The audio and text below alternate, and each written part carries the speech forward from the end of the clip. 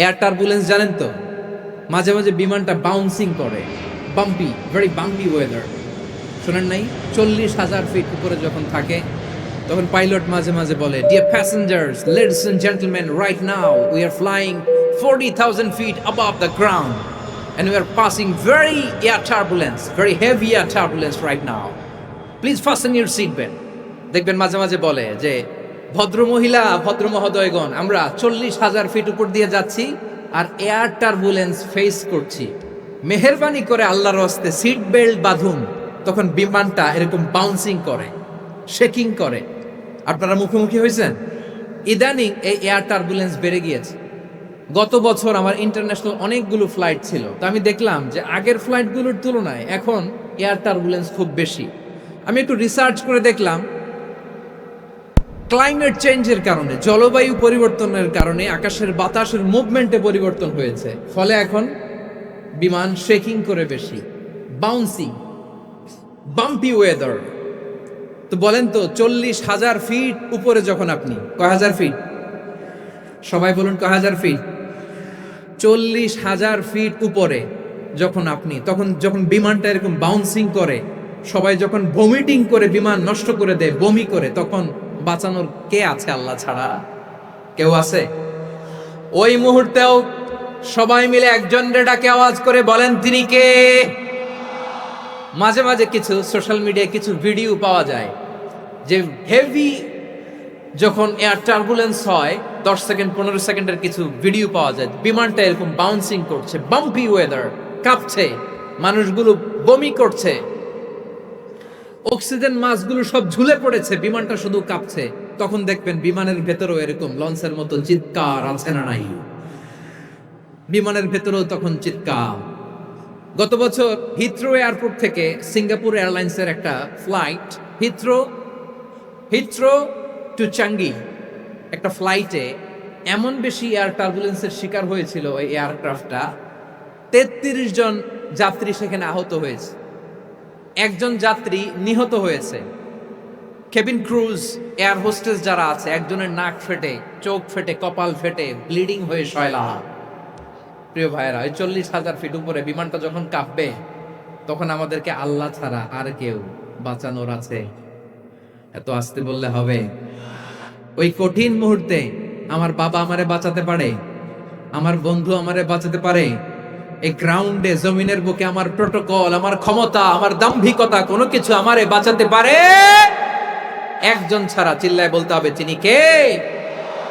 সে আল্লাহ বললেন, গোলাম, আমি বিপদের সময় ঠিকই তোমাদের বাঁচিয়ে নেই। ওই বিমানের ভেতরে 40,000 ফিট উপরে যখন তোমরা এয়ার টার্বুলেন্সের শিকার হও, তখন নাস্তিকও আল্লাহরে ডাকে, হিন্দু আল্লাহরে ডাকে। জোরে বলেন ঠিক কিনা? আবার বিমানটা যখন শান্ত হয়ে যায়, একটু পরেই বিমানের স্ক্রিনের মধ্যে হিন্দি সিনেমা খোঁজে। বিমানের স্ক্রিনে কিন্তু বিশাল ওখানে আফলাম, ফিল্মের একেবারে বুঝাই করা। বিমানটা শান্ত হইলে আবার হিন্দি সিনেমা দেখা শুরু করে। একটু আগে ডাকছিল কারে? দেখবেন বাংলাদেশে আমাদের ক্রিকেটাররা যখন অন্য কোনো দেশের সাথে খেলে, অনেক সময় এমন হয়, বল বাকি একটা, রান দরকার 6টা। বল বাকি কয়টা? পটুয়াখালী বোঝে নাই বোধহয়। বল বাকি কয়টা, রান দরকার।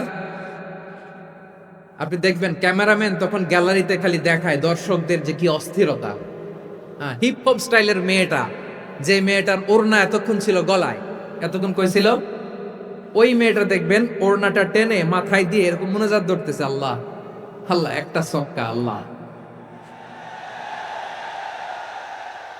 আল্লাহ, আমার লাল সবুজের পতাকারে তুমি অপমানিত কইরো না আল্লাহ, ইন্ডিয়ার সাথে আমাদের খেলা, আল্লাহ আল্লাহ, একটা ছক্কা, একটা। পুরো খেলা জুড়ে এই মেয়ের ওড়না ছিল গলায়, কিন্তু যখন 1 বলে 6 রান দরকার, ওড়না চলে আসছে কোথায়?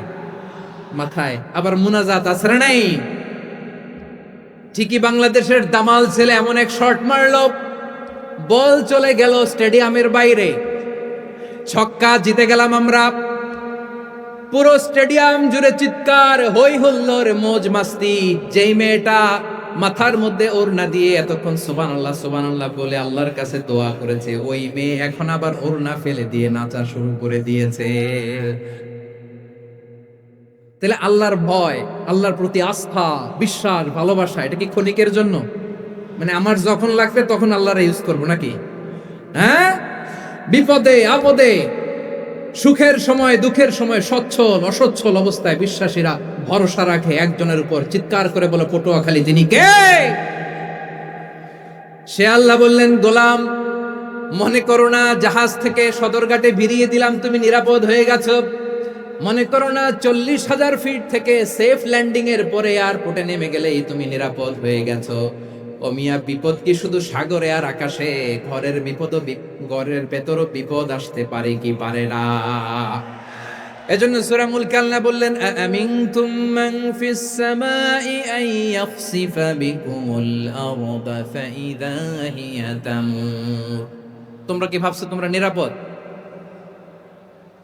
সাগরের মধ্যে তুফান, আল্লাহ আল্লাহ ডাকলাম, সদরঘাটে যেয়ে পড়ছে, বাইসা গেছেন তো আপনি। আর পাবে আপনারে আল্লাহ? আল্লাহর তো সাগরের মাঝখানে তো আল্লাহ আপনারে পাইছিল, আর তো পাবে না। আর পাবে আপনারে? আর আল্লাহ ধরতে পারবে আপনারে? ঘরের ভেতরও বিপদ দিয়ে আটকাতে পারে কে? 5 স্টার 7 স্টার হোটেলের ভেতরও আমাকে বিপদের মধ্যে ফেলে দিতে পারেন কে? আল্লাহ বললেন, তোমরা কে ভেবেছো তোমরা নিরাপদ? আমি চাইলে ল্যান্ডস্লাইডস, ভূমি ধস দিয়ে 1 লক্ষ এক মুহূর্তে নিয়ে যেতে পারি। এক সুনামি দিয়ে থাপ্পড় মেরে 3 লক্ষ সাগরের ভেতরে ঢুকায় দিতে পারি। 1 সেকেন্ডও লাগে না আমার। أم أمنتم من في السماء أن يرسل عليكم حاصبا فستعلمون كيف نذير। আল্লাহ চাইলে আকাশ থেকে পাথর বৃষ্টি নাজিল করতে পারেন কি পারেন না? এই মুহূর্তে এখানে ভূমিকম্প দিতে পারেন কি পারেন না? আচ্ছা, ভূমিকম্প যখন হয় আমাদের কারো হুঁশ থাকে? আপনি মনে করছেন আমরা সাধারণ মানুষ, আমরা দৌড় দেই, আর প্রেসিডেন্ট প্রধানমন্ত্রী ওনারা বুঝি খাটে শুয়ে থাকে? কথা বুঝে নাই বোধহয়। ভূমিকম্প, আর্থকোয়েক যদি হয়, বাঁচার জন্য আমরা কি করি? হয় খাটের তলায়, ডাইনিং টেবিলের নিচে, উপরে শক্ত কিছু আছে এটার নিচে, অথবা ঘর থুইয়া দেও দৌড়। তো প্রধানমন্ত্রী উনি কি করে? প্রেসিডেন্ট উনি কি করে? হ্যাঁ, উনি খাটের মধ্যে যে শুয়ে থাকে নাকি? উনিও দৌড়, সাধারণ মানুষও দৌড়, প্রধানমন্ত্রীও দৌড়, বাড়িওয়ালাও দৌড়, ভাড়াটিয়াও দৌড়, সবাই দৌড়। নাকি ভাড়াটিয়ারা বাড়ি থুইয়া দৌড়, বাড়িওয়ালারা আর বেরোয় না? এরকম না। তাহলে যে কোনো মুহূর্তে ভূমিকম্প দিয়ে নাস্তানাবুদ করতে পারে কে? আমার প্রিয় ভাইয়েরা, আমরা নিরাপদ নই, আমরা তার দয়ায় বেঁচে আছি। কার দয়ায়? এজন্য আল্লাহ বললেন, গোলাম যে কোনো মুহূর্তে বিপদ দিয়ে তোমাদেরকে নাস্তানাবুদ করতে পারি। বিশ্বাসী বলে যদি নিজেকে দাবি করো, সব সময় ডাকতে হবে একজন সত্তাকে। বলেন তিনি কে? এই কথা ক্লিয়ার?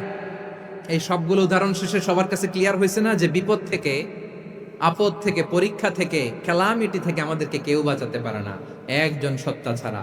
আবারও বলেন তো তিনি কে? ক্লিয়ার? হ্যাঁ, সবাই বুঝতে পারছেন? আচ্ছা, এবার আমরা দেখি বিষ্ণু ইসা ইসলামের জীবনে বিপদ আপদ ছিল কিনা। উনি বিপদ আসলে কিভাবে ডিল করতেন, বিপদ আসলে কোন দোয়া পড়তে হয়, কিভাবে ফরিয়াদের হাত উত্তোলন করতে হয়, কিভাবে রবের দরবারে নতজানু হয়ে ফরিয়াদ করতে হয়, এটা জানার দরকার আছে না নাই? আসুন আমরা বিশ্বনবীর জীবনী থেকে দেখি বিপদ আসলে উনি কি করতেন। বিপদ আসলেই প্রথমে বিশ্বনবী ইসা ইসলাম একটা দোয়া পড়তেন। কি পড়তেন? তিনি পড়তেন, ইন্না লিল্লাহি ওয়া ইন্না ইলাইহি রাজিউন। নিশ্চয় আমরা আল্লাহর জন্য, নিশ্চয় আমরা কার দিকে ফিরবো ভাই? আবার কার দিকে ফিরবো? আওয়াজ করে বলুন তো, আমরা এসেছি কার কাছ থেকে, আবারও ফিরে যাব কার কাছে? এজন্য বিশ্বনবী পড়ছেন, ইন্না লিল্লাহি ওয়া ইন্না ইলাইহি রাজিউন। নিশ্চয় আল্লাহর জন্য, ওই আল্লাহর দিকেই আমরা ফিরে যাব। তারপরে বিশ্বনবী পড়তেন, আল্লাহুম্মা আজুরনি ফি মুসিবাতি ওয়াখলুফ লি খায়রাম মিনহা। একসাথে প্রথমে পড়তেন ইন্না লিল্লাহি ওয়া ইন্না ইলাইহি রাজিউন, তারপর পড়তেন আল্লাহুম্মা আজুরনি ফি মুসিবাতি ওয়াখলুফ লি খায়রাম মিনহা। মানে আল্লাহ, এই যে আমি বিপদে ধৈর্য ধারণ করলাম, এটার সব তুমি আমার দাও, আর যেটা হারালাম এর চেয়ে ভালো কিছু দিয়ে মেকআপ করে দিও, ভালো কিছু দিয়ে বদল করে দিও। সুবহানাল্লাহ পড়েন। তাহলে বিপদ আসলে আমরা কি পড়ব? কথা বলেন। এই যে আমি শুয়েছিলাম, নাশিদ গাচ্ছিল ওরা, এদেশে পরস্পরে দেখা হলে দেয় সালাম, এদেশে আমজনতার হৃদয় জুড়ে পাকালাম, এদেশে বিপদ এলে সর্বজনে সর্বক্ষণে দোয়া পড়ে ইন্না লিল্লাহ। কি পড়ে? সুবহানাল্লাহ সুবহানাল্লাহ সুবহানাল্লাহ সুবহানাল্লাহ। এদেশে আজান শুনে সূর্য ওঠে শহর গ্রামে, এদেশে আজান শুনে সূর্য ডুবে সন্ধ্যা নামে, এদেশে সকল কাজে সবাই বলে বিসমিল্লাহ, এদেশে ভালো কিছু দেখে শুনে হাসি মুখে সবাই বলে মাশা আল্লাহ। সুবহানাল্লাহ পড়েন। তাহলে বিপদ এলে আমরা কি পড়ি? কথা বুঝলে সবাই উত্তর দিতে হবে। বিপদ এলে কি পড়ি? তাহলে বিপদ এলেই আমরা এখন থেকে ইন্না লিল্লাহ পড়বো, নাকি হাই হুতাশ করবেন? একদল আছে হাই হুতাশ করে, হায় আল্লাহ রে মোর কি হইল রে, মই কি হর মুরে, মই কমবে জামুরে, আছে না নাই? এরকম বিলাপ করতে নিষেধ করেছেন বিশ্বনবী। কি করব, কই যাব, কি হবে, হায় হায়, এরকম হাহুতাশ আছে না নাই? বিশ্বাসীরা হাহুতাশ করে না, তারা ইন্না লিল্লাহ পড়ে। কি পড়ে মনে থাকবে? আমরা পড়ব ইন্না লিল্লাহি ওয়া ইন্না ইলাইহি রাজিউন। নিশ্চয়ই আমরা আল্লাহর জন্য, আমরা আল্লাহর দিকেই ফিরে যাব। এরপর পড়ব আল্লাহুম্মা আজুরনি ফি মুসিবাতি ওয়া আখলুফ লি খায়রাম মিনহা। আল্লাহ, আমি যে বিপদে ধৈর্য ধারণ করলাম এটার সওয়াব দিও, আর যা হারালাম তার চেয়ে ভালো কিছু দিয়ে বদল করে দিও। সুবহানাল্লাহ পড়েন। বিশ্বনবীর হাদিস শুনলেন উম্মে সালামা রাদিয়াল্লাহু তাআলা আনহা। ওনার স্বামী হলো আবু সালামা। মজার ঘটনা খেয়াল করে শুনেন আমার প্রিয় কলিজার টুকরা ভাইয়েরা। কানগুলো খরগোশের কানের মতো খাড়া করে আমার দিকে তাকান। সাইয়্যিদাতুনা উম্মে সালামা রাদিয়াল্লাহু তাআলা আনহা, ওনার স্বামীর নাম আবু সালামা। শ্রেষ্ঠ দম্পতি, শ্রেষ্ঠ ফ্যামিলি। প্রথমে হিজরত করেছিলেন হাবাসায়, পরে হিজরত করেছেন মদিনায়। উহুদ যুদ্ধের পরে ওনার স্বামী আবু সালামা ইন্তেকাল করলো, শহীদ হলো। সুবহানাল্লাহ পড়েন। যখন আবু সালামা ইন্তেকাল করল, উম্মে সালামা রাদিয়াল্লাহু তাআলা আনহা কেঁদে কেঁদে হয়রান। আর নবীর শিখানো বাণী অনুযায়ী তিনি বারবার পড়ছিলেন ইন্না লিল্লাহ। কি পড়ছিলেন? দেখবেন পরীক্ষার সময় নামাজ পড়ে, পরীক্ষাও নাই নামাজও আছে। এরকম কিছু লোক আছে অসুস্থ হলে আল্লাহরে বড্ড ভালোবাসে, আল্লাহরে খুব ডাকে। অসুস্থ হইলে অসুস্থতাও নাই, আল্লাহ স্মরণও নাই। দেখবেন কিছু লোক নির্বাচন আসলে খুব আল্লাহ আল্লাহ হয়ে যায়। তখন দেখবেন মাথার মধ্যে হেজাব লাগায়, পাঞ্জাবি লাগায়, আল্লাহ আল্লাহ হয়ে যায়। নির্বাচনও নাই, এরপরে আল্লাহর কথাও নাই। আছে না নাই? না, এরকম হওয়া যাবে না। সব সময় আমরা আল্লাহরে ডাকবো, বিপদে আপদে সব সময় ভরসা রাখবো আমরা একজনের উপর। আওয়াজ করে বলেন তিনি কে? এ কথায় আল্লাহ তাআলা আমাদের চোখে আঙ্গুল দিয়ে জানিয়ে দিলেন ফাইদা রাকিবু ফিল ফুলকি দা'আউল্লাহ মুখলিসিনা লাহুদ্দিন ফালাম্মা নাজ্জাহুম ইলাল বাররি ইদা হুম ইউশরিকুন। আল্লাহ বলে একদল লোক আছে, তারা যখন নৌযানে চড়ে, জলযানে চড়ে, সাগরের মধ্যে যখন জাহাজে চড়ে, লঞ্চে চড়ে, তারা যখন তুফানের সম্মুখীন হয়, তখন তারা আল্লাহরে বড্ড বেশি ডাকে, একান্ত ভাবে ডাকে, বিশুদ্ধ চিত্তে ডাকে। আবার তুফান থেকে তাদেরকে সেফ জোনে নিয়ে, নিরাপদ জোনে নিয়ে যখন বন্দরে আমি আল্লাহ তাদেরকে ফিরিয়ে দেই, ওই লোকগুলো আবার আমি আল্লাহর সাথে শিরিক করে। এরকম আছে না নাই? জাহাজে উঠছে, সাগরের মাঝখানে তুফান, ওই সময় দেখবেন আল্লাহ কারে কয়। এই কথা তো আপনাদেরকে বোঝানো সহজ, আপনার তো নদীর দেশের মানুষ। লঞ্চে চড়েন নাই কারা কারা দেখি? লঞ্চে চড়ছেন? হ্যাঁ, লঞ্চে চড়ে নাই এরকম একজনও নাই এখানে। আচ্ছা, লঞ্চে উঠছেন কে কে দেখি? মাশাআল্লাহ মাশাআল্লাহ মাশাআল্লাহ। ঠিক আছে, আপনাদের বোঝানো সহজ। আচ্ছা, লঞ্চে উঠে তুফানের সম্মুখীন হয়েছেন, জলোচ্ছ্বাস সবাই, মাশাআল্লাহ। তো এই ওয়াজ তো আপনাদের মুখস্থ, ঠিক কিনা বলেন? আমার বলার দরকার নাই, বলেন মাঝ নদী, তুফান, জলোচ্ছ্বাস, জলের মধ্যে উচ্ছ্বাস, ঢেউ, টর্নেডো, সাইক্লোন, মেঘের ঘনঘটা, পরিবেশ ঘুটঘুটে অন্ধকার, লঞ্চ একবার এদিকে আরেকবার ওইদিকে, ভিতরে কি অবস্থা হয় বলেন তো? হ্যাঁ, তখন মুসলিম আল্লাহর ডাকে, হিন্দু আল্লাহর ডাকে, ঠিক কিনা বলেন? আস্তিক আল্লাহর ডাকে, নাস্তিক আল্লাহর ডাকে, ঠিক কিনা? লঞ্চের ভেতর, স্টিমারের ভেতর কান্নার রোল পড়ে যায়, চিৎকারের রোল পড়ে যায়, সবার মুখ দিয়ে শুধু একটা আওয়াজ, লা ইলাহা লা ইলাহা লা ইলাহা সুবহানাল্লাহ আলহামদুলিল্লাহ লা ইলাহা। আল্লাহ নামের জিকির করবে যারা, আল্লাহর কাছে প্রিয় তারা, আল্লাহর কাছে প্রিয় যারা, জান্নাতে প্রবেশ করবে তারা, জোরে লা ইলাহা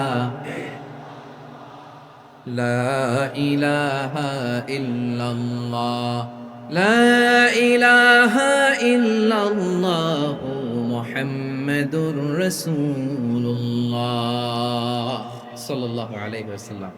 আমার প্রিয় পটুয়াখালীবাসী, তাহলে লঞ্চের ভেতরে যখন আমরা তুফানের মধ্যে পড়ি, তখন সবাই মিলে আমরা একটা নামের জিকির করি। নামটা কার? মুসলমানেরাও ডাকে, হিন্দুরাও ডাকে, আস্তিকও ডাকে, নাস্তিকও ডাকে, সবাই ডাকে একজনকে। তিনি কে? আবার দেখবেন ওই আল্লাহ তুফানের পরে, ঝড়ের পরে ওই লঞ্চটাকে যখন সদর ঘাটে ফিরিয়ে দেয়, আবার আমরা নাফরমানি শুরু করে দেই। সে কোথায় আল্লাহ বললেন, ফাইদা রাকিবু ফিল ফুলকি দাআউল্লাহ মুখলিসিনা লাহুদ্দিন ফালাম্মা নাজ্জাহুম ইলাল বাররি ইযা হুম ইউশরিকুন। সাগরে যখন তুফানে পড়ে আমি আল্লাহর ডাকে, আবার আমি আল্লাহ যখন বাঁচিয়ে দেই, আবার আমি আল্লাহর সাথে শিরিক শুরু করে, আমরা কি এরকম হতে চাই নাকি? এরকম করবেন? হ্যাঁ না, আমরা তুফানে পড়লেও আল্লাহরে ডাকি, আবার বাঁচায় দেওয়ার পরেও ডাকি কারে? আল্লাহকেই ডাকি। বিমানের মধ্যে মাঝে মাঝে দেখবেন যে এয়ার টার্বুলেন্স হয়, জানেন? যেহেতু বিশ্বনবী বলেছেন, কেউ যদি বিপদের প্রথম ধাক্কায় পড়ে, ইন্না লিল্লাহি ওয়া ইন্না ইলাইহি রাজিউন, আল্লাহুম্মা আজুরনি ফি মুসিবাতি ওয়া আখলুফ লি খায়রাম মিনহা, তাহলে এই বিপদে যে সে যা হারালো তার চেয়ে শ্রেষ্ঠ কিছু দিয়ে আল্লাহ তার বদল দিয়ে দিবে। এই হাদিস শুনে উম্মে সালামা রাদিয়াল্লাহু তাআলা আনহা, ওনার প্রাণ প্রিয় স্বামী আবু সালামার ইন্তেকালের পরে চোখের পানি ছাড়ে, আর পড়ে ইন্না লিল্লাহি ওয়া ইন্না ইলাইহি রাজিউন, আল্লাহুম্মা আজুরনি ফি মুসিবাতি ওয়া আখলুফনি খায়রাম মিনহা। বারবার এই দোয়া পড়ে চোখের পানি ছাড়ে, এই দোয়া পড়ে চোখের পানি ছাড়ে, আর মনে মনে বলে, আবু সালামার মতো ভালো মানুষ মদিনাতে নাই, আবু সালামার চেয়েও ভালো মানুষ মদিনাতে নাই, তার চেয়ে ভালো মানুষ কি করে আল্লাহ তাআলা আমারে দিবে, তার চেয়ে ভালো মানুষ তো আমি মদিনাতে দেখি না। চোখের পানি দিয়ে বুক ভাসায়, আর নবীর হাদিসের উপর আমল করে পড়ে ইন্না লিল্লাহি ওয়া ইন্না ইলাইহি রাজিউন, ইন্না লিল্লাহি ওয়া ইন্না ইলাইহি রাজিউন। পড়তে পড়তে চোখের পানি ছাড়ে, আর চিন্তা করে বিশ্বনবী বললেন, এই দোয়া পড়লে যেটা হারালাম তার চেয়ে ভালো কিছু দিয়ে আল্লাহ পুরস্কার দেয়। আবু সালামের চেয়ে ভালো মানুষ মদিনার মধ্যে আর কে হতে পারে? কি আজীব তামাশা, কি অবাক করা ঘটনা! কিছুদিন পরে দেখা গেল সাইয়্যিদুল মুরসালিন রাহমাতাল লিল আলামিন স্বয়ং বিশ্ব নবী উম্মে সালামাকে বিয়ের প্রস্তাব পাঠিয়েছে। স্বয়ং বিশ্ব নবী উম্মে সালামা রাদিয়াল্লাহু তাআলা আনহাকে বিয়ের প্রস্তাব পাঠিয়েছেন। উনি রাজি হয়ে গেলেন, বিয়ে হয়ে গেল, উনি হয়ে গেলেন উম্মুল মুমিনিন, আমাদের মা, পুরো মুসলিম উম্মার মা। চিৎকার করে বলেন আল্লাহু আকবার। তাহলে আমার প্রাণ প্রিয় ভাইয়েরা, বিপদে পড়লে আমরা পড়বো ইন্না লিল্লাহি ওয়া ইন্না ইলাইহি রাজিউন, আল্লাহুম্মা আজুরনি ফি মুসিবাতি ওয়া আখলুফ লি খায়রাম মিনহা। পড়বেন? পড়বেন না? যারা যারা বিপদ আসলেই এই দোয়াটা পড়বেন এখন থেকে, আওয়াজ করে ইনশাআল্লাহ বলেন। যা হারাইছেন তার চেয়ে শ্রেষ্ঠ জিনিস দিয়ে বদলা দিবে কে? বিশ্বাস হয়, একটু সন্দেহ লাগে মনে হয়, একটু সন্দেহ সন্দেহ আছে। যাদের বিশ্বাস হবে তাদের কি আল্লাহ উত্তম বদলা দেবে, ঠিক কিনা বলেন? তাহলে বিপদে পড়লেই প্রথমে আমরা এটা পড়ব। দোয়াগুলো যদি এখন মুখস্থ না হয়, এই যে রেকর্ডিং হচ্ছে, পেয়ে যাবেন, কালকেই পেয়ে যাবেন। শুনে শুনে মুখস্থ করবেন। আমার মায়েরা, আমার বোনেরা, আপনাদের জন্য 3টি মাঠের অ্যারেঞ্জমেন্ট করা হয়েছে, আমি জানি। আপনারাও এই দোয়াগুলো পড়বেন, আপনার স্বামীকে শেখাবেন, সন্তানকে শেখাবেন, আপনার পুরো পরিবারটাকে জান্নাতের টুকরো বানিয়ে দিবে কে? তাহলে বিপদ আসলে প্রথমে কি পড়তে হবে এটা জেনে গেলাম। এরপরে বিপদ আসলে নিজেকে কি করে আল্লাহর কাছে সঁপে দিতে হয় এটাও জানার দরকার আছে না নাই? বিপদে প্রথমে ইন্নালিল্লাহ পড়লাম, ধৈর্য ধারণ করলাম, বিপদ থেকে উদ্ধারের সর্বোচ্চ চেষ্টা করলাম। আমার কাজ যখন শেষ, তখন আমি আমার এই বিষয়টা আল্লাহর কাছে সঁপে দিব। কার কাছে সোপর্দ করব? কার কাছে? বিপদে বললে কেমন করে নিজেকে আল্লাহর কাছে সঁপে দিতে হয়, আসুন সাইয়েদনা ইব্রাহিম আলাইহিস সালামের জীবনী থেকে জানি। আল্লাহর খলিল ইব্রাহিম আলাইহিস সালাম আমাদের মতো সমাজ ব্যবস্থা পায় নাই। আমরা জন্মের পরে আমাদের কানের ভেতরে আজান দিয়েছে কে? একামত দিয়েছে কে? আমাদের বাপ দাদারা আমাদের কানে আজান দিয়েছে কি? দেয় নাই। আমাদের জন্মের পরেই তো আজান, একামত, বাড়ির পাশে মসজিদ, প্রতিদিন আজান, জুমার খুতবা, প্রতি মাসে মাসে তাফসিরুল কোরআন মাহফিল, মসজিদ, মিনারা, অভাব নাই, ঠিক কিনা বলেন? আপনি যেই সুন্দর ইসলামিক এনভায়রনমেন্ট পেয়েছেন, আমাদের ইব্রাহিম খলিল উনিও কি এরকম পেয়েছিলেন? হ্যাঁ, উনি জন্মের পর পরে ওনার কানে আজান দিছে কেউ? আমার প্রিয় ভাইরা, আগা গোড়া একটা শিরকি পরিবেশ উনি জন্মগ্রহণ করেছেন। উনি ছাড়া ওই তল্লাটে একজনও আল্লাহর উপর বিশ্বাসী নাই। কল্পনা করতে পারেন? গোটা তল্লাটে, গোটা দেশে বিশ্বাসী মুমিন, আল্লাহর উপর বিশ্বাস স্থাপনকারী কয়জন? সবাই বলেন কয়জন? বাকি সব মুশরিক। বাকি সব মুশরিক নিজের সাথে নিজে শক্ত বোঝাপড়া করে, অ্যানালজি করে, সেলফ কনভারসেশন করে উনি মহা সত্যের সন্ধান পেয়েছেন। উনি আকাশের তারা দেখে ভাবে মনে হয় এটাই আমার খোদা, পরে দেখে তারা নাই, মনে মনে বলে না তাইলে এটা না। আবার চাঁদ দেখে বলে চাঁদটা বড় মায়া লাগে, মনে হয় এটাই আমার রব, পরে দেখে চাঁদও নাই, কয় না এটা না। এরপরে দ্বীপ প্রহরের জলজলে সূর্যটা খাঁ খাঁ করে গোটা পৃথিবীটারে রৌদ্র দিয়ে তাতিয়ে রাখে। তিনি ভাবলেন মনে হয় এটাই আমার রব, কারণ এটাই তো সবচেয়ে বড়। কিন্তু বিকেল বেলা ওই সূর্যটাও যখন চলে যায়, সাইয়েদনা ইব্রাহিম বলে না এটাও তো নাই, আমার খোদা যদি আমারে ছেড়ে চলে যায়, বিপদে পড়লে আমারে উদ্ধার করবে কে? এভাবে নিজের সাথে অ্যানালজি, সেলফ কনভারসেশন করতে করতে করতে তিনি মহা সত্যের সন্ধান পেয়েছেন। সুবহানাল্লাহ পড়েন। সব শেষে তিনি ডিসিশন নিয়ে ঘোষণা দিলেন, ইন্নী ওয়াজ্জাহতু ওয়াজহিয়া লিল্লাযী ফাতারাস সামাওয়াতি ওয়াল আরদা হানিফাও ওয়া মা আনা মিনাল মুশরিকিন। নিশ্চয় আমি এমন সত্তার দিকে মনোনিবেশ করলাম, মুখাপেক্ষী হলাম, যিনি আকাশ বানিয়েছেন, জমিন বানিয়েছেন, আমি মুশরিক নই। সুবহানাল্লাহ। পারতেন, আপনি পারতেন? কেউ নাই, লক্ষ লক্ষ মুশরিক, আপনি একা। ওনার মতো এরকম বিচক্ষণতা দিয়ে আল্লাহরে খুঁজে পাইতে পারতেন আপনি? কি নবী ছিল, আল্লাহকে খুঁজে পেয়েছে। যখন আল্লাহর ইবাদত শুরু করলো, এই কথা ছড়ায় পড়লো চারদিকে। নমরুদ সাইয়েদনা ইব্রাহিমকে ডেকে পাঠালেন। নমরুদ বলে, ইব্রাহিম তুমি নাকি মূর্তির পূজা না করে কোন নতুন রবের ইবাদত করো, কে তোমার রব? সাইয়েদনা ইব্রাহিম বললেন, রব্বি আল্লাযী ইউহয়ী ওয়া ইউমীত, আমি এমন রবের ইবাদত করি যিনি জীবন দেন, যিনি মৃত্যু দেন। নমরুদ বলে, তাই নাকি? তোমার রব জীবন দেয়, মৃত্যু দেয়, আর এটা তো আমি দেই, আমিও তো জীবন দেই, আমিও তো মৃত্যু দেই। সাইয়েদনা ইব্রাহিম বললেন, কেমন করে তুমি জীবন দাও, মৃত্যু দাও, একটু দেখাও তো। নমরুদ জেলখানা থেকে দুজন কয়েদিকে ডেকে আনলো, কয়েদি এনে অর্ডার করলো, একটাকে এখনই শিরোচ্ছেদ, হেড অফ, ডেথ পেনাল্টি, মৃত্যুদণ্ড দেয়া হলো, ফিনকি দিয়ে রক্ত বের হলো। নমরুদ বলে, দেখো দুজনকে ধরে আনলাম, একজন কয়েদিকে দিলাম ডেথ পেনাল্টি, মৃত্যুদণ্ড, ওরে মৃত্যু দিলাম। আরেকজন যে দাঁড়িয়ে আছে, চাইলে ওরেও আমি মৃত্যুদণ্ড দিতে পারি, কিন্তু না, ওরে আমি দিব না, ওরে আমি বাঁচাইয়া দিলাম, ছেড়ে দিলাম, মানে জীবন দিলাম। দেখো ইব্রাহিম, তোমার চোখের সামনে একজনরে মৃত্যু দিলাম, আর একজনরে জীবন দিলাম।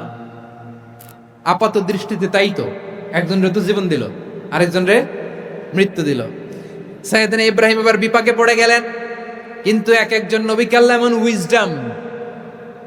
এমন উইজডম বিচক্ষণতা দিয়ে এই জমিনে পাঠিয়েছেন। মুহূর্তের মধ্যে খলিল ইব্রাহিম বললেন, فإن الله يأتي بالشمس من المشرق فأت بها من المغرب فبهت الذي كفر। আল্লাহর খলিল ইব্রাহিম বললেন, নমরুদ বুঝলাম তুমি জীবন দাও মৃত্যু দাও দেখলাম, কিন্তু আমার রব আমার আল্লাহ প্রতিদিন সকালবেলা উষা লগ্নে ওই পূর্ব দিগন্ত থেকে সূর্যটাকে উদিত করেন, সাঁঝের বেলা বিকেল বেলা কুথুরি লগ্নে সন্ধ্যা বেলা ওই ত্রিপহরের জল জলে সূর্যটাকে পশ্চিম দিগন্তে ডুবিয়ে দেন। মানে সকালবেলা পূর্ব দিক থেকে উদিত করা সূর্যটাকে পশ্চিম দিকে বিকেলে তিনি ডুবিয়ে দেন। তুমি যদি পারো ওই সূর্যটাকে পশ্চিম দিক থেকে উদিত করে পূর্ব দিকে ডুবিয়ে দাও। সুবহানাল্লাহ পড়বেন না? দেখেন, ইনস্ট্যান্ট ইন্টেলেক্ট, মুহূর্তেই বিচক্ষণতা, উইজডম কাকে বলে? নমরুদ পারবে? নমরুদের বাপ পারবে? ওর দাদা, ওর 14 গোষ্ঠী, গোটা বিশ্বের সব ক্ষমতাধর রাষ্ট্রনায়করা একসাথে হলে পারবে? ফাবুহিতাল্লাযী কাফার পারে নাই, ব্যর্থ হয়েছে। এবার তেলে বেগুনে জ্বলে উঠেছে, রেগে মেগে আগুন বলে ফালকুহু ফিল জাহিম। ওর সাথে তর্ক নাই, না পেরে এবার এটারে আগুনে ফেলা। বিশাল বিশাল গাছ কেটে লাকড়ি এনে আগুনের কুণ্ডলি বানানো হলো, দাও দাও দাও দাও করে আগুন জ্বলে। আল্লাহর খলিল ইব্রাহিমকে আগুনে নিক্ষেপ করা হবে। আল্লাহর খলিল সাইয়েদনা ইব্রাহিমের হাতের মধ্যে রশি দিয়ে টাইট করে বাঁধা হলো, পায়ের মধ্যেও টাইট করে রশি দিয়ে বাঁধা হলো। আল্লাহর খলিল ইব্রাহিমকে আগুনের কুণ্ডলির মধ্যে ফেলা হবে। ও মিয়া, আপনি যে বিপদের কারণে ভয় পান, হতাশ হন, এটা কোনো বিপদ ওনার বিপদের সামনে? পটুয়াখালী আওয়াজ করে বলুন, সাইয়েদনা খলিল ইব্রাহিমের বিপদের সামনে আমাদের বিপদগুলো কোনো বিপদ? এটা কোনো বিপদই না, এটা কোনো বিপদই না। হাত পা বেঁধে টাইট করে নিক্ষেপ করা হবে, সিম্পলি ফেলা যাবে না, কারণ দাও দাও করে দ্য ব্লেজিং ফায়ার, এমন আগুনের কুণ্ডলি কাছে যাওয়া যায় না, আগুনের উত্তাপে নিক্ষেপ করা হবে। হাতে রশি বেঁধে পায়ে রশি বেঁধে আল্লাহর খলিল ইব্রাহিম আলাইহিস সালামকে আগুনের মধ্যে নিক্ষেপ করা হবে। আহা, এটার বলে অগ্নি পরীক্ষা। উনি অগ্নি পরীক্ষার সম্মুখীন হয়েছিলেন, এজন্য কঠিন পরীক্ষাকে আমরা অগ্নি পরীক্ষার সাথে তুলনা করি, ঠিক কিনা? সাইয়েদনা জিবরাইল এসে বললেন, ও আল্লাহর খলিল, ওরা তো আপনার হাতও বেঁধে ফেললো, পাও বেঁধে ফেললো, নড়াচড়ার সুযোগ নাই, বলেন আমি জিবরিল ফেরেশতা আপনার জন্য কি করতে পারি? আল্লাহর খলিল ইব্রাহিম বলেন, ও জিবরাইল, তোমার কাছে আমার কোনো চাওয়া পাওয়া নাই। সুবহানাল্লাহ বলেন। তোমার কাছে বলার কিছু নাই, তোমার সাহায্যের আমার দরকার নাই। সাইয়েদনা ইব্রাহিম আলাইহিস সালামকে হাতে পায়ে রশি বেঁধে হাত পা বাঁধা অবস্থায় জ্বলন্ত অগ্নিকুণ্ডে যখন নমরুদের দলবল নিক্ষেপ করবে, আল্লাহর খলিল কিভাবে নিজেকে আল্লাহর কাছে সঁপে দিয়েছেন, পটুয়াখালীর ভাইরা খেয়াল করে শুনুন। হাত পা বেঁধে আল্লাহর খলিলকে যখন নিক্ষেপ করা হবে, তিনি মুখ ফুটে বলে ফেললেন, হাসবুনাল্লাহু ওয়া নি'মাল ওয়াকিল। হাসবুনাল্লাহু ওয়া নি'মাল ওয়াকিল, আমার জন্য আল্লাহই যথেষ্ট, আমার জন্য আল্লাহই যথেষ্ট। তিনি আমার সবচেয়ে বড় গার্ডিয়ান, তিনি আমার সবচেয়ে বড় অভিভাবক। জিব্রাইলের সাহায্যের অফারকে ফিরিয়ে দিলেন, দুনিয়ার বুকে কারো কাছে কিছু বলেন নাই, মুখ ফুটে বলেছেন হাসবুনাল্লাহ। ও আমার পটুয়াখালীর প্রাণের ভাইয়েরা খেয়াল রাখবেন, কোন বান্দা তার হাতে থাকা সব চেষ্টাটুকুন করার পরে মুখ ফসকে মুখ দিয়ে যখন বলে ফেলে হাসবুনাল্লাহ, বান্দা যখন হাসবুনাল্লাহ বলে ফেলে, ওই ব্যাপারটা ডিল করার দায়িত্ব স্বয়ং আল্লাহ আরশের উপর থেকে নিয়ে নেয়। আপনি যখন বলে ফেলবেন হাসবুনাল্লাহ, এটা ডিলিং করবে কে তখন? চিল্লায় বলেন না, তিনি কে? বান্দা তার সাধ্যের সবটুকু চেষ্টার পরে নতজানু হয়ে যখন বলবে হাসবুনাল্লাহ, আল্লাহ তুমি আমার জন্য যথেষ্ট, নি'মাল ওয়াকিল, তুমি আমার শ্রেষ্ঠ অভিভাবক, তখন তার কি দরকার না দরকার এটা ডিল করে স্বয়ং আল্লাহ। নিক্ষেপ করা হলো সাইয়েদনা ইব্রাহিমকে অগ্নিকুণ্ডলিতে। হাজার হাজার মানুষের দৃশ্য দেখার জন্য জড়ো হয়েছে এরকম বিশাল ময়দানে। কিন্তু কি অবাক করা ঘটনা, সবাই ভয় পাচ্ছিল না জানি কি হয়ে যায়। আল্লাহর খলিলকে যখন আগুনের কুণ্ডলিতে নিক্ষেপ করা হয়, আল্লাহর খলিল ইব্রাহিম আগুনের কুণ্ডলীর মধ্যে বসে বসে মানুষগুলোর দিকে তাকিয়ে হাসতে শুরু করে দেয়। কারণ আকাশ থেকে রব্বুল আলামিন স্পেশাল ভার্ডিক্ট নাজিল করেছেন, স্পেশাল হুকুম জারি করেছেন, কুল্লা ইয়া নারু কুনি বারদান ওয়া সালামান আলা ইব্রাহিম। ও আগুন খবরদার, সৃষ্টির শুরু থেকে তোকে একটা ধর্ম আমি বাতলে দিয়েছিলাম। তোর ধর্ম, আগুনের ধর্ম হলো যা পাবে জ্বালিয়ে সারখার করবে। আল্লাহ বলল, ও আগুন, তোর ধর্ম দিয়েছিলাম, তুই সব জ্বালিয়ে পুড়িয়ে সারখার করে দিবি, কিন্তু ক্ষণিকের জন্য আমি তোর জ্বালিয়ে দেওয়ার ক্ষমতাটাকে কেড়ে নিলাম। জ্বালিয়ে ভস্ম করে দেওয়ার ক্ষমতা আমি কেড়ে নিলাম। কুনি বারদান, ঠান্ডা হয়ে যা, কিন্তু এত বেশি ঠান্ডা হবি না আবার আমার ইব্রাহিমের জন্য সর্দি লেগে না যায়। সুবহানাল্লাহ, এত আস্তে বললে হবে? কুনি বারদান, বার্দ মানে বরফ, ঠান্ডা। ঠান্ডা হ, কিন্তু এত ঠান্ডা হবি না যাতে আমার ইব্রাহিমের কষ্ট হয়। আগুন বলে, আল্লাহ একবার বললাম ঠান্ডা হ, আবার বলো এত ঠান্ডা হবি না যাতে খলিলের সর্দি না লাগে। কেমন ঠান্ডা হব, কেমন এনভায়রনমেন্ট তৈরি করে দেব বলো? আল্লাহ বললেন, সালামান আলা ইব্রাহিম, আমার খলিল, আমার কলিজা, আমার ইব্রাহিমের জন্য তুই জান্নাতের গুল বাগিচা হয়ে যা। ও ভাই, নবী মুসার মতো ঈমান হলে রাস্তা হবে সাগর জলে, নবী ইউসুফের মতো ঈমান হলে একে একে দরজা খুলে, নবী ইব্রাহিমের মতো ঈমান যদি আজও থাকে বিদ্যমান, অগ্নিকুণ্ডে দেখতে পাবে খুবসুরত এক ফুল ভাগা। কুলনা ইয়া নারু কুনি বারদান ওয়া সালামান আলা ইব্রাহিম। বান্দা যখন মুখ দিয়ে বলে হাসবুনাল্লাহ, আমার আল্লাহ আমার জন্য যথেষ্ট, এই বলে যখন নিজেকে সঁপে দেয়, তার কি লাগবে ওই দায়িত্ব স্বয়ং নিয়ে নেয় কে? সবাই বলেন, স্বয়ং নিয়ে নেয় কে? তাহলে আমার প্রিয় ভাইরা, বিপদের শুরুতেই আমরা বলবো ইন্না লিল্লাহ। শুরুতে কি বলবো?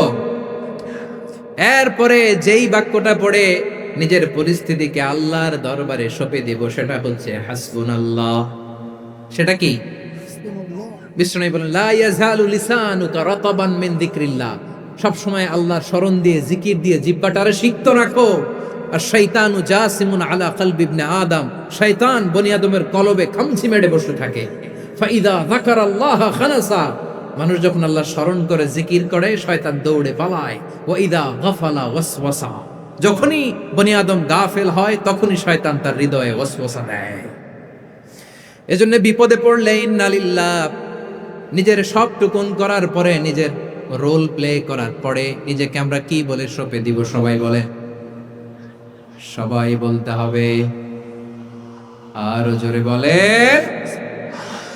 মনে থাকবে? বিপদে পড়লে প্রথমে ইন্না লিল্লাহ, এরপরে নিজেকে যখন সঁপে দিব তখন হাসবুনাল্লাহ।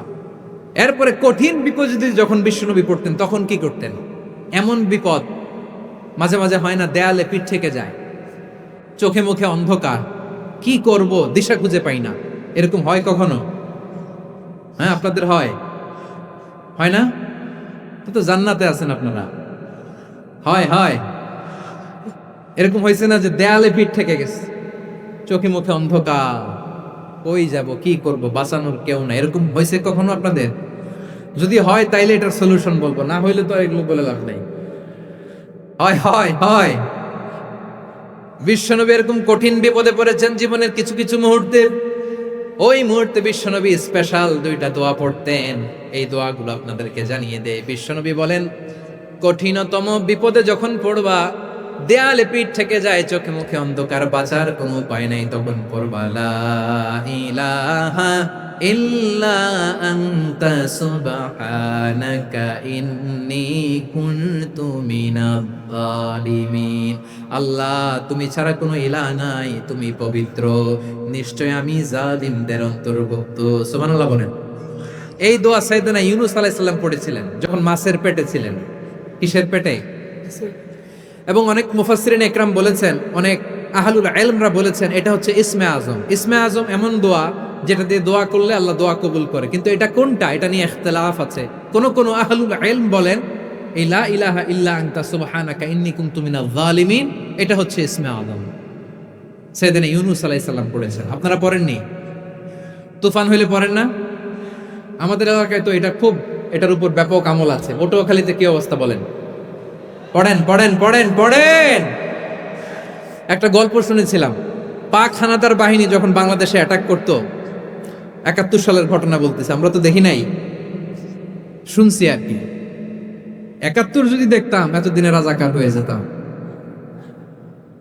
আল্লাহ আমাদেরকে বাঁচাই দিছে, আল্লাহর মেহেরবানি, ঠিক কিনা বলেন? মন মতো হইলে মুক্তিযোদ্ধা, মন মতো না হইলে রাজাকার। কত কিছু দেখলাম এই শাহবাগের বুকে।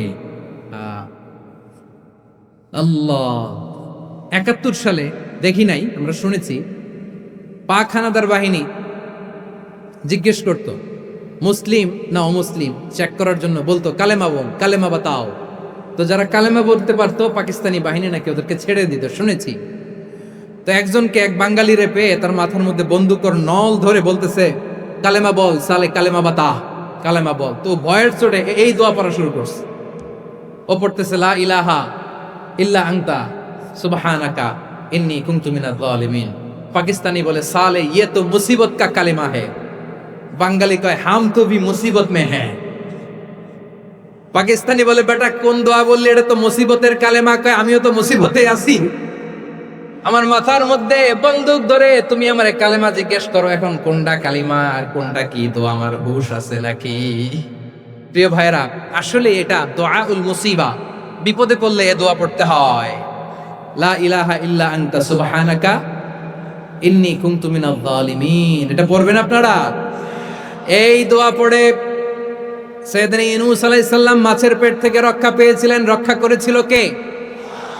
তুমি ইউনূস নবীরে যখন খাইলো মাছেতে গিলিয়া, ফেরেশতা পাঠাইয়া দিলে ইসমে আজম দিয়া।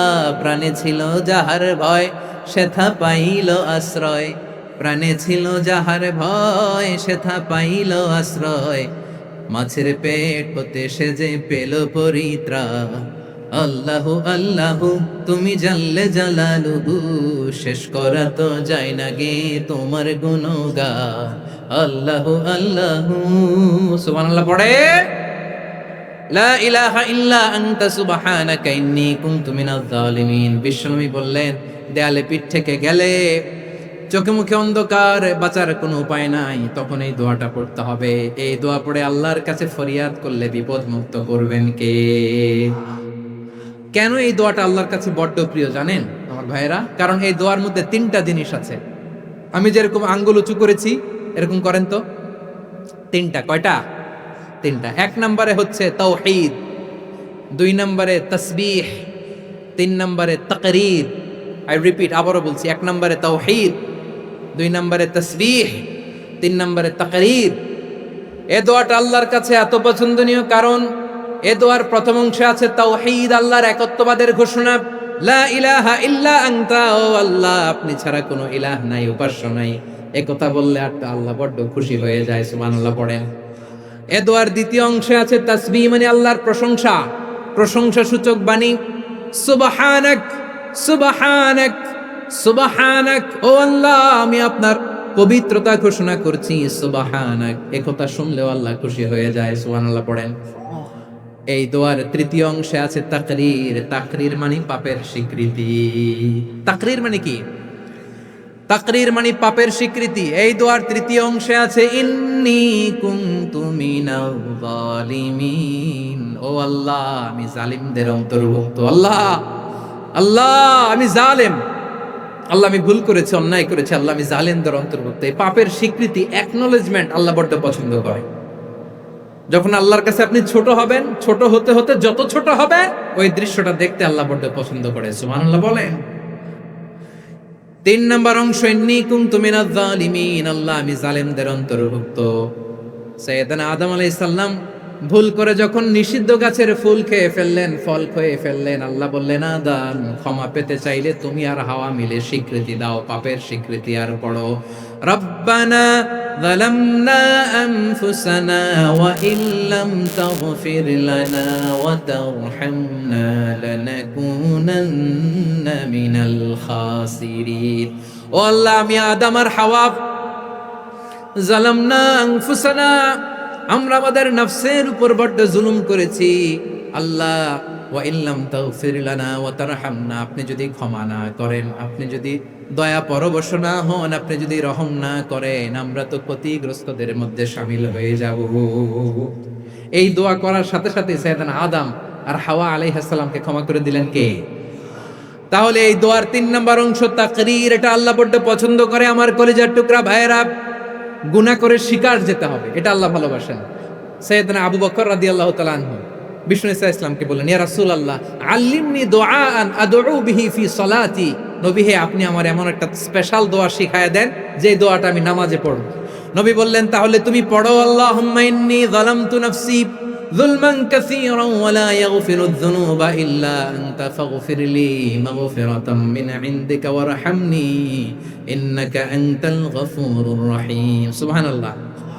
সালাম ফেরানোর আগে পড়েন, কথা কয় না, পড়েন পড়েন। ও আবু বকর, নামাজে যদি দোয়া করতে মনে চায় এই দোয়াটা পড়বা, আল্লাহুম্মা ইন্নী যালামতু নাফসি, আল্লাহ জুলুম করেছি আমার নফসের উপর, যুলমান কাসীরা, অনেক জুলুম, ওয়া লা ইয়াগফিরুয যুনুবা ইল্লা আনতা, আপনি ছাড়া এই জুনুব, এই পাপ ক্ষমা করার দ্বিতীয় কোনো রব নাই। আছে? আল্লাহ ছাড়া আমাদের গুনাহ আর কে কে ক্ষমা করতে পারে বলেন তো? কে পারে? কে?